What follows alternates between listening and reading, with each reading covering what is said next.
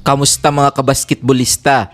Pasok sa semifinals ang Germany matapos talunin ng Greece 76-63. Top performer si Franz Wagner sa likod ng kanyang 18 points, 3 rebounds, 2 assists at 2 steals.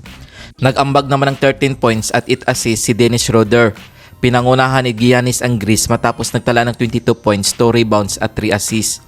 Panalo naman sa isang overtime ang Serbia kontra sa Australia 95-90.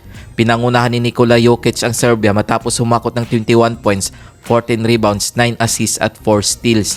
Nagtala naman ng 17 points, 5 rebounds, 6 assists si Bogdanovic. Para naman sa Australia, Patty Mills 26 points, 3 rebounds at 2 steals. Josh Giddey 25 points, 5 rebounds, 4 assists. Wagi naman ang France kontra sa Canada 82-73. Humakot ng 22 points at 5 rebounds si Yabusele para sa France. At nag-ambag naman si Wembanyama ng 7 points, 12 rebounds, 5 assists at 3 steals. Para naman sa Canada, SGA 27 points, 5 rebounds at 4 assists. Tinambakan naman ng USA ang Brazil 122-87. Top performer si Devin Booker sa likod ng kanyang 18 points, 3 rebounds, 3 assists at 2 steals. Anthony Edwards 17 points, 5 rebounds, 2 assists. LeBron James 12 points, 3 rebounds, 9 assists at 3 steals.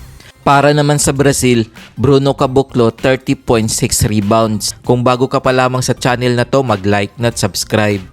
Heto ang knockout stage team standings as of August 6, 2024. Parehong pasok sa semifinals ang Germany at France. Maghaharap din ang Serbia at Team USA sa semifinals.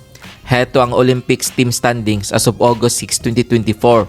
Nasa 5th place ang Canada, Australia 6th place, Brazil 7th place, Greece 8th place, South Sudan 9th place, Spain 10th place, Japan 11th place, Puerto Rico 12th place.